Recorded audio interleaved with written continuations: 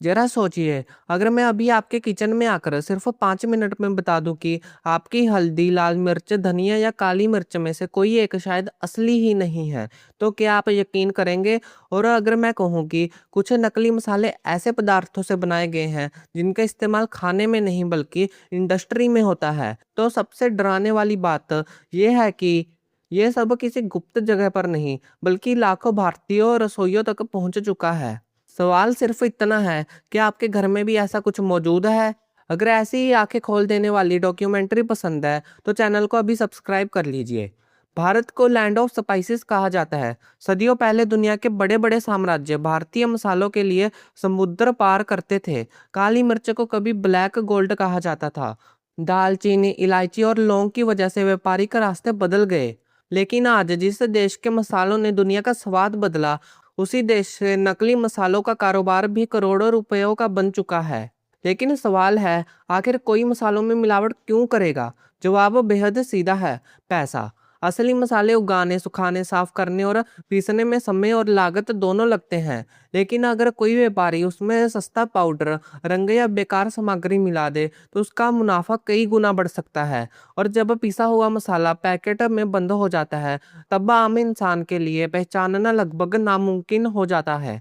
यहीं से शुरू होता है सबसे खतरनाक खेल। कुछ मामलों में हल्दी में लेड क्रोमेट जैसे पीले रंग का इस्तेमाल पकड़ा गया है। यही एक औद्योगिक पिगमेंट है जिसे खाने के लिए नहीं बनाया गया। इसमें मौजूद सीसा यानी लीड शरीर में जमा होकर खासकर बच्चों के दिमाग और तंत्रिका तंत्र को नुकसान पहुंचा सकता है। यही वजह है कि खाद्य सुरक्षा एजेंसियां बार बार इसके खिलाफ कार्रवाई करती रहती हैं। लेकिन अगर आपको लगता है कि खतरा सिर्फ हल्दी तक सीमित है, तो कहानी अभी बाकी है।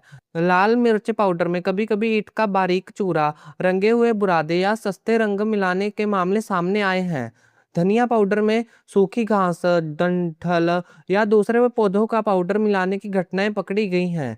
और सबसे चौंकाने वाली बात, काली मिर्च में कई बार सूखे पपीते के बीज मिलाए गए क्योंकि उसका आकार काफी हद तक काली मिर्च जैसा होता है। बिना ध्यान से जांचे फर्क को समझना मुश्किल हो सकता है। लेकिन असली सवाल ये है, क्या ये सिर्फ छोटे दुकानदार करते हैं? जरूरी नहीं। भारत में खाद्य सुरक्षा की जिम्मेदारी एफएसएसएआई और राज्यों की एजेंसियों पर है। हर साल हजारों खाद्य नमूनों की जांचें होती है। इनमें एक हिस्सा ऐसा होता है जो तय मानकों पर खरा नहीं उतरता। हालांकि हर सब स्टैंडर्ड सैंपल मिलावटी या जहरीला नहीं होता।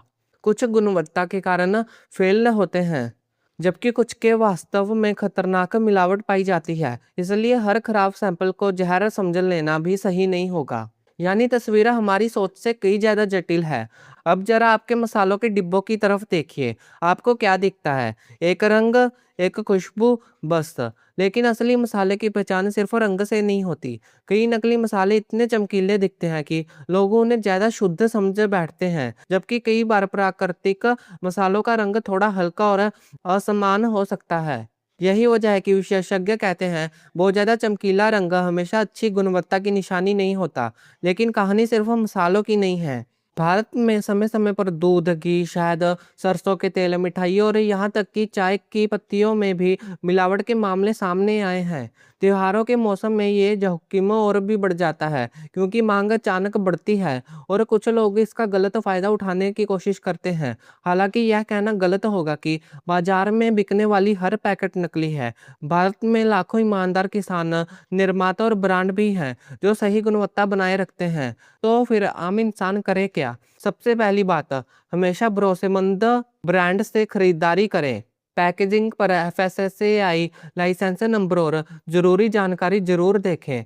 अगर मसाले की खुशबू असामान्य और रंग और जरूरत से ज्यादा चमकीला लगे तो स्वाद बिल्कुल अलग और महसूस होता है, तो उसे नजरअंदाज ना करें। कई घरेलू परीक्षण इंटरनेट पर वायरल होते हैं, लेकिन वह हमेशा वैज्ञानिक रूप से भरोसेमंद नहीं होते। किसी भी गंभीर संदेह की स्थिति में आधिकारिक जांच ही सबसे विश्वसनीय तरीका है। लेकिन इस पूरी कहानी में सबसे बड़ा सवाल अभी भी बाकी है। अगर मिलावट इतनी खतरनाक है, तो ये रुकती क्यों नहीं? क्योंकि ये सिर्फ़ कानून की लड़ाई नहीं है, ये माँग और मुनाफ़े की लड़ाई भी है। जब तक सस्ता बेचकर ज़्यादा कमाने की कोशिश करने वाले लोग मौजूद रहेंगे, तब तक निगरानी, जाँच और जागरूकता तीनों की ज़रूरत बनी रहेगी। एक तरफ सरकार की कार्रवाई ज़रूरी है, तो दूसरी तरफ उपभोक्ता की सतर्कता भी उतनी ही ज़रूरी है।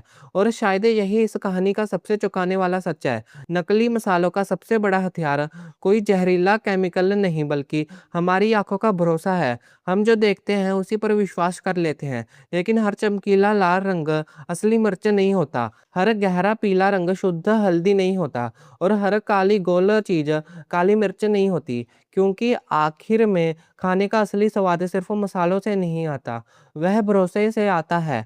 और अगर वही भरोसा नकली निकल जाए, तो खतरा सिर्फ़ हमारे खाने का नहीं, हमारी सेहत का भी बन जाता है।